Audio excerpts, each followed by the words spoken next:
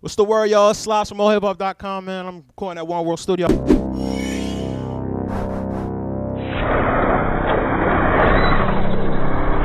Y'all got my man Andy Mineo. How you doing, man?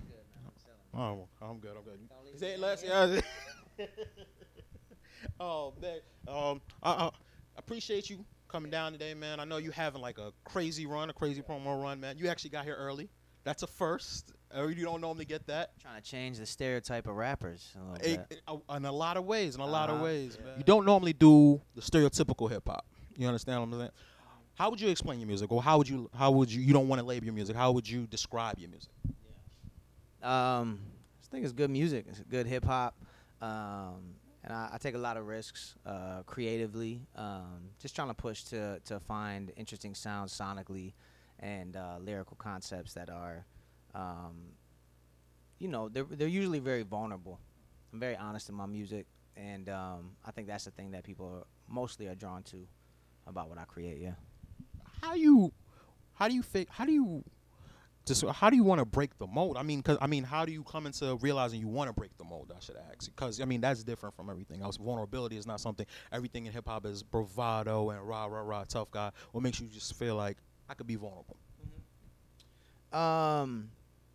Yeah, I think every artist kind of wants to make their own mark. You know what I'm saying? Everybody wants to stand out and be their own unique person. I think those are the things that I always thought would push people away. Vulnerability, because I grew up listening to like 50. I grew up DMX, a lot of those guys, and the records that I always resonated with were the ones that let you behind the scenes and the ones that let you into what they were dealing with. Even like DMX, when he would say his prayers, he'd rap his prayers, and he'd be vulnerable before God and things like that. Those are the things that always attracted me, and so I've found that when you're vulnerable in your music, it actually creates more unity. More people are able to resonate with what you're saying and understand where you're coming from because they sense that in themselves. And yeah, I guess I've never really been one that just wanted to kind of fit the mold anyways. You know what I'm saying? So it's always been in my DNA to just trying to create something of my own. So you have an extensive history before Work in Progress, right? Yeah. All right. And so you want to run down some of the lists for the newer. Oh, yeah. They let them know what they need to call. What's your class? Yeah. What's your favorite work and things like that. Yeah. 2013, I dropped my first project. It was a top 10 Billboard record. The next one after that, Neverland, same thing. That record had You Can't Stop Me on it, which just went gold last year. Congratulations. Thanks, man. Appreciate it. What else we got? The next project was Uncomfortable, executive produced by Illmind. It was me that's on there. Big. Yeah, that's huge. Thanks, man. Me, John Bellion was on there. I think he was the only feature I had on there. And then so I dropped the last year I dropped 2 EPs called The Sword and The Arrow. And some of those had like Fonte from Lil Brother. Shout him, he just dropped a new record. They just dropped the new record. Shout out to them. Yeah. Fonte's on there, one of the legends, and so. What was that? What was it like working with him, man? Because it's been basically grinding for years. Yeah. Yeah. Well, he's nasty. I just wanted to make sure that he didn't get embarrassed. He didn't get him. I didn't get embarrassed. So I made sure on that record. It's called Donuts. The record is like an ode to Dilla, and so my man D Still produced it, and me and Fonte jumped on it. It was just an honor, man. Like, it's that fun moment when you're sitting in the room with everybody. And he sent the verse back and it's like, yo, gather around, let's hear what he did, Yeah, the campfire about it. Yeah. So that was tight. And on this new project on Work in Progress, I brought some of the homies in, Illmind again. We did a song, Anything But Country, and it was a record that was supposed to go on Uncomfortable, never made it, so now we're putting it on this one. And yeah, it's just a record about stereotypes, man. Yeah, like the phrase. You get stereotyped into country? No, just everybody says like what music you listen to, and people be like anything but country. And I always used to say that myself until I actually listened to some country music that was fire, and I was like, yo, hold up, my whole life I've been ignoring this, right? And there's actually some heat there. And so I built that record off of that concept, and I just talk about how my dad, even on that record, like my dad told me growing up, like, don't bring home a black girl. And I was like, I didn't understand why he would say that, you know. And I talk about it in that record. And I had to realize, like, this was some of the history of racism that it was, like, just kind of inherited, and that's how it continues. And so that record is about, it's a funny record about anything but country and talking about stereotypes there, but then I even leaned into it more and took it home to, like, this is how stereotypes of just saying things that we've heard before from other people can be really detrimental to growth and to growing as people. You get nervous about talking about social issues and stuff of that nature on your music? Well, on this record, I do. The thing is, there's always lashback. You know what I'm saying? No matter what side of the fence you're on, I just think when history is written, you know, I want to be standing on the right side of history. And, you know, it's cost me fans. It's cost me people supporting me. And, you know, I think that's just, you can't waver towards just, like, acceptance if you end up losing yourself in the process. And so I've just realized I have to stand by what I believe in, and the people that believe what I believe, you know, will gather around. You know what I'm saying? They'll come and support. And so, like, you're making art. Yeah, I'm making art, and I'm a person. You know what I'm saying? Like, I'm not Wendy's. You know, you can't just come and shout out Wendy's. Junior Bacon's fire, but Spicy you can't nuggets just. are back. Dang, gonna make me Get that slide 444. through. Yeah, like, you can't just pull up and just, you know, get what you ask for. Like, you know, give me this, give me that. Artists are people that, you know, have changing views and evolving and yeah, have things to say. And so, you know, I'm gonna continue to talk about the things that are important to me. Okay. So, but yeah, with that extensive catalog, you think, like, your fans have allowed you room to grow? I do, man. Like, some fans, I think, want some of what I did earlier on in my career, which was more, like, explicit, more faith-based, more anthemic in that way. But, you know, I've just grown and evolved, and my taste evolves, and I've been able to bring a lot of people with me in the process, and that's been dope. And it's still, you know, I'm still able to do it, and I think that's what's exciting to me. Is your newer music still played in the same circles as your older music, being that you've grown? I don't know. You know, I think so. I don't know, because I couldn't tell you what's on everybody's iPod. You know what I'm saying? I said iPod. Boy, age, yeah. Just show my age. I don't know what's on everyone's phones. You know, what's on their playlist What's on your or Apple whatever. Music? Yeah, but yeah, I believe so, man. And yeah, the art's continued to progress, and I think people have come along with it, and I think I've made my best work. You know, the deeper into my career I go. And that's been exciting, you know. I even got a record with Knots, one of my favorite producers. He's on this record. It's called 1988 that we just did for Work in Progress, too. So, yeah, as time goes on, I continue to work with people that I respect, and they respect the artwork that I make, and it's tight to continue to grow like that. Okay, then, cool. So, when you're,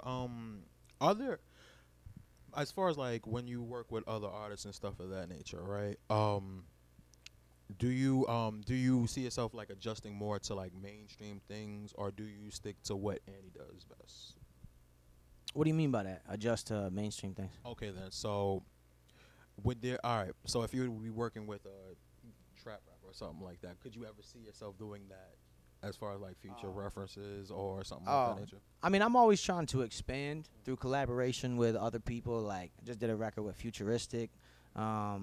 Just did a record with Andy Grammer, like, big pop artist. So, you know, I just want to collaborate with people where I think there's common ground. And if I like their art, you know what I'm saying? So, I don't think I'm chasing those things, you know, because I think that's a level of thirst that I don't know if I'm willing to, you know, be like, yo, I just need 100 bands for this. I need this feature. You know. But just trying to work with people that I respect, you know what I'm saying, creatively. And, yeah. So, and also just kind of like the chasing what's happening. I've never had radio play. Like, never. So, I've had, you know, little moments like. So how you have singles go gold with no radio? Right. That just shows, I think, one, the strength of the fan base. Two, it also shows the power of, like, a song. You know, like, it can go on a playlist. Like, You Can't Stop Me. Was programmed on a workout playlist that generated millions of hits, you know, because it performed really well there.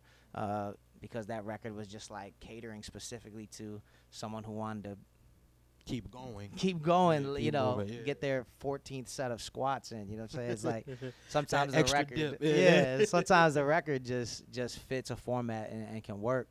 And so I think that's the beauty of artists right now is you don't need to necessarily get the cover of a magazine or have a huge breakout single to be successful. You can find your niche and they can support you and they can grow you. But you need that all hip hop interview. Absolutely. That's a fact. Okay, then. So, work in progress. Where you get the title from first, though? Well, it kind of came as these songs that are coming out on this project are works in progress. They were songs that were never finished. They never made other albums, but they were still good songs. I wanted them to see the light of day. And so, you know, we thought it was cool to title the podcast. We did a podcast with it to title that and the project Work in Progress because they were actual works in progress. And just also on a grander scale, I think all of us are, in a way, works in progress, like always growing, always changing, always evolving, and not arriving. You know what I'm saying? So that's kind of how the concept ties together. Okay, then. So, are there any features on Work in Progress? Yeah, we have a few people. I got my boy B Keys from Beautiful Mind, John Bellian's camp, and then mostly just the homies. Yeah, just like people that have worked on my records in the past. Okay, then cool. So, I mean, you're having a successful run in Europe and stuff of that nature. How does it feel to have, like, starting off from here, Syracuse, matter of fact, upstate, shout out to upstate, from starting off from Syracuse and then having a successful European run and things of that nature? Yeah, it was weird. I went home this past weekend just to see my brothers and my nieces, and I was driving around Syracuse, and I was just looking at the area, and it just looked like a bomb hit it. You know what I'm saying? It just kind of ran down. There's not a lot of things happening there, unfortunately, and it was wild to think like, dang, this is where I grew up. And my wife had mentioned it. She was like, it's kind of crazy that you grew up in this area and still found a way. It looked like that when you grew up? Yeah. Yeah, and it's continued to get worse, just because, you know, a lot of businesses left, you know, like Chrysler, General Electric, all those things that would make a city thrive. Those companies left, and so the city just continued to deteriorate since then. And so it's just kind of crazy. My wife said it. She's like, it's crazy that you came from this neighborhood, you know what I'm saying,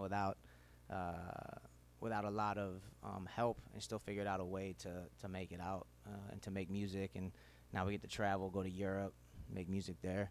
And so I feel blessed, really. Just like not everybody that makes music in the first place gets a chance to make it for a living. And two, to get to travel and to see the rest of the world and do those things, it's really dope. Okay. I don't take it for granted. Cool. So big homie Chuck told me he met you through Lecrae. So what's that relationship? So I met Lecrae early. That's New York for you. I met Lecrae early. What was it? 2010 or so. I did a song with him, and then at that time, I was getting courted by a few labels to get signed or whatever, and I was just graduating college, and so I got with him and I signed with his label because I loved what they were about, what direction they were going. They were an independent label that was just killing. And so signed with him, and yeah, they're based out of Atlanta, Reach Records. Okay, then cool. So what is the upstate music scene like? Because I think like right now Griselda is like making like a huge mark and stuff like that. But what is the rest of upstate New York music scene like? It's in a lot of ways it's like Griselda. It feels very similar to that. It's very like it's upstate, like the Rochesters, the Buffaloes, the Syracuse, is it doesn't get a lot of shine. It doesn't get a lot of light. So there's a very like grimy, kind of grungy, like blue collar kind of aspect to the creativity there. And that's just how the cities feel. You know what I'm saying? But there's always been people up there trying to do their thing, and I think it's hard for that area to flourish for real without them finding outside help. You know what I'm saying? Or like M found those guys, right? Yeah. You know, Shady, and then they just signed to Rock Nation. Right. Yeah. And it's just I just don't think that there's a huge infrastructure. You know, there's not a huge industry there. There's definitely people that have always been doing their thing there, but it's just not as scaled. You know what I'm saying? So a lot of talent up there, but I had to leave in order and come to New York, you know, for the last 12, 13 years to be able to find some inroads, you know. Okay, then. So what's the biggest difference between upstate New York and down here? I mean, there's tons of difference. You know what I'm saying? As far as like fashion, culture, food. I think upstate.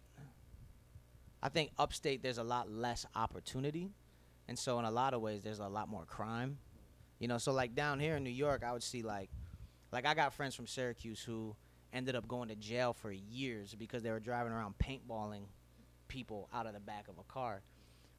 And I'm like, why would y'all be spending time driving around paintballing people? You know, hit like an old lady, all that stuff. And it's like, because there's nothing else to do. Idle hands. Right, idle hands and just kind of getting into trouble, mischief, that whole deal. Where down here, you know, you might just jump on a train and go to Brooklyn and, you know, try to meet up with a girl or something. There's like Coney other Island, things. yeah, Go to that's Coney it. Island. You'll find things to do. But up there, there's the industries have dwindled so much. It's in a lot of ways like Detroit. Like kind of industries have kind of collapsed. And so there's a lot of idle time.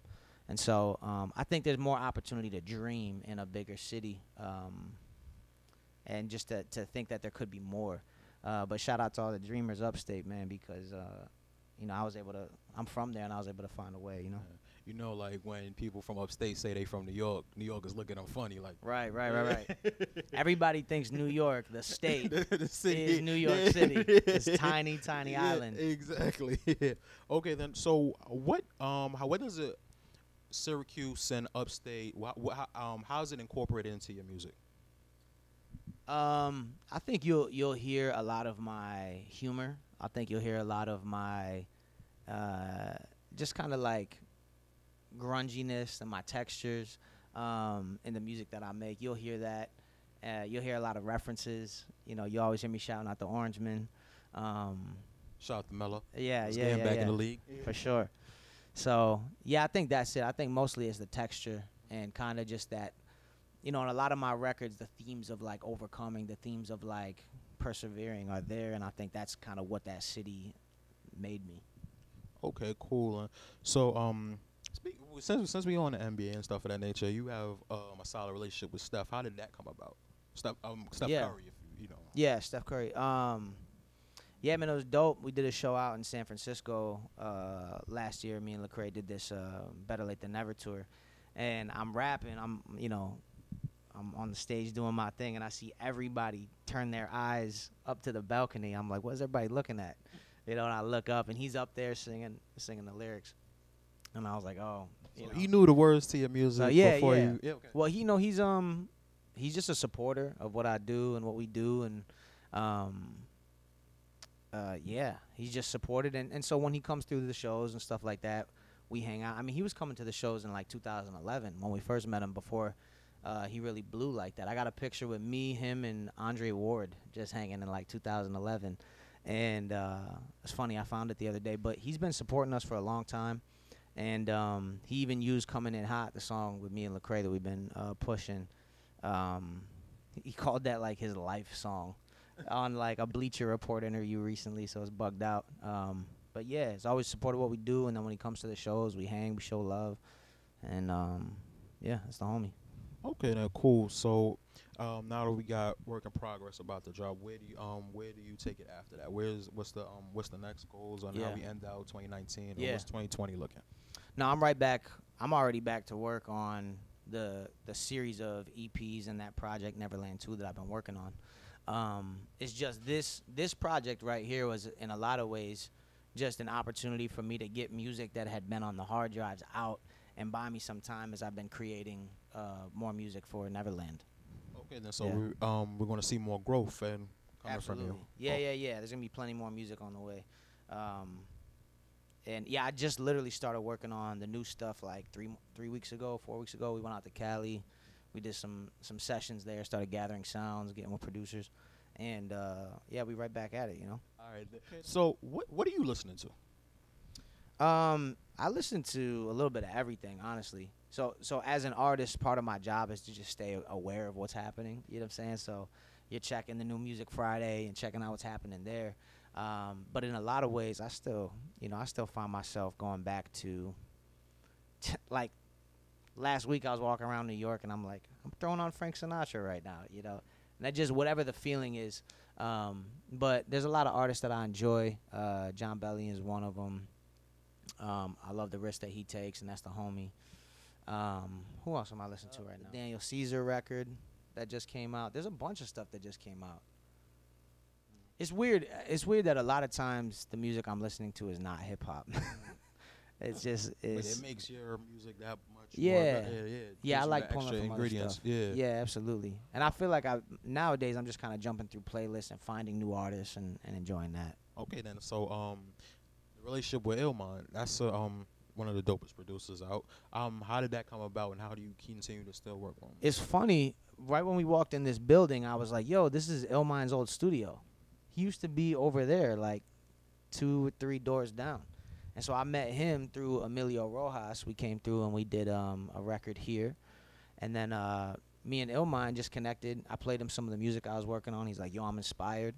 And so we jumped in studio in Brooklyn at the studio he had when he moved there. And we worked on that project. And, yeah, we just been working ever since. He jumped on the other record that came out in 2017, Magic and Bird. So he's kind of just like a friend and a creative partner that, like, you can hit him whenever you need something. Like, yo, I need this type of record. He'll send you a pack of, like, 10 of them. That guy's making beats every day. But, yeah, man, that's the homie, and I respect everything he does for the producer community and beyond, you know. I'm going to hit you first so I get that Andy Mineo price. Yeah. Come on. Okay, then. So let people know how when Work in Progress is going to be available and how they can stream it, download it, buy it, and things of that nature. Work in Progress is a podcast, mixtape, hybrid, unreleased songs and stuff that never came out. It comes out August 23rd. And you can get it on all streaming platforms. The podcast is there and the project. It's on YouTube as well if you want to watch the podcast. If you do that, it's on Apple Music, everything. So wherever music and podcasting happens, you can find it. Andy Mineo, Work in Progress, and then I'm on all the socials as well. So if you follow me on any of those, you'll find out about the project there as well. At Andy Mineo. At Andy Mineo, Mineo. Hey, man. Yeah, appreciate it, you man. having me, For man. sure. We about to jam out to some of his music like right now, man. You should probably check it out too. Or hiphop.com, man. We out.